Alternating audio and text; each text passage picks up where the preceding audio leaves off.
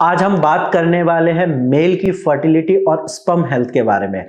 आज की लाइफस्टाइल में स्पर्म काउंट कम होना बहुत कॉमन प्रॉब्लम बन चुकी है।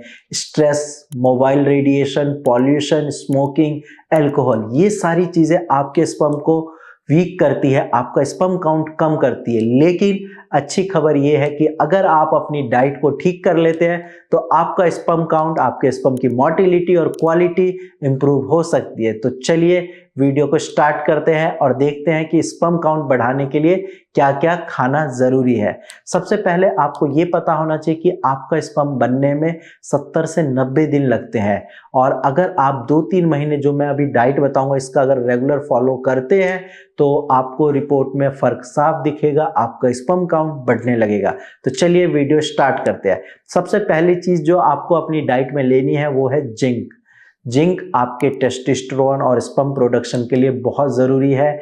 जिंक आप किस फूड में मिलता है? तो जिंक आपके पंपकिन सीड, बादाम, काजू, तिल, इसके साथ साथ दाल, इनमें जिंक भरपूर मात्रा में होता है।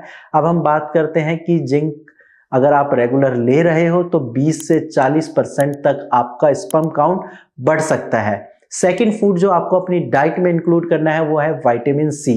विटामिन सी स्पर्म की जो डैमेज होते हैं उसको बचाता है, यानी कि आपके स्पर्म ज़्यादा डैमेज नहीं होते अगर आप विटामिन सी रेगुलर लेते हैं। और विटामिन सी का सोर्स क्या है? तो आंवला ले सकते हैं, संतरा, नींबू, अमरूद, कीवी, ये सारी चीज़ें अगर आप लेते हैं तो आपके शरीर में विटामिन सी सही मात्रा में होगी और आपके स्पर्म डैमेज नहीं होंगे।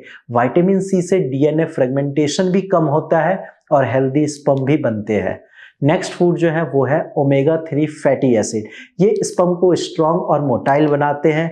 ओमेगा 3 फैटी एसिड कैसे मिल सकते हैं? तो आपको अलसी या फ्लैक्स सीड्स ले सकते हैं, आप अखरोट ले सकते हैं, आप चिया सीड्स ले सकते हैं।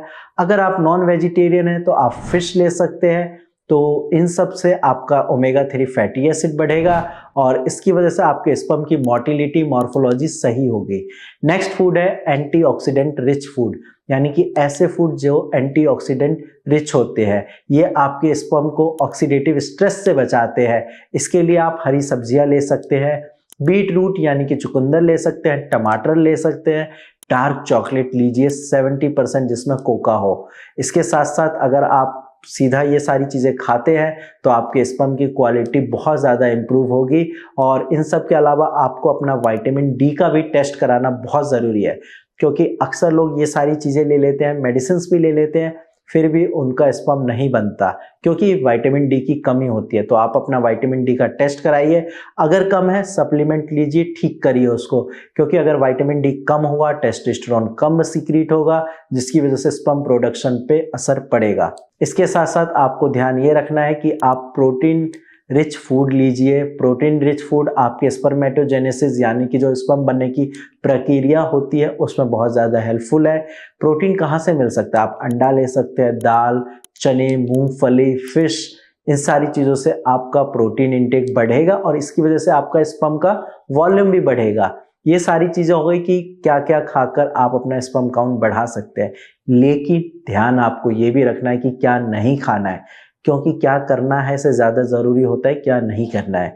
तो आपको स्मोकिंग नहीं करनी है, अल्कोहल बिल्कुल यूज़ नहीं करना है, टाइट अंडरवियर नहीं पहनना है। आप अपने मोबाइल और लैपटॉप को अपनी लैब पे रखकर यूज़ मत कीजिए। बाहर का जंक फूड, फास्ट फूड, ये सब बंद कर दीजिए। और स्ट्रेस नहीं लेनी है, ना तो बॉस की, ना ऑफिस की, ना वाइफ की, ना घर की। खुश रहिए, मस्त रहिए, स्पर्म काउंट बढ़ने लगेगा।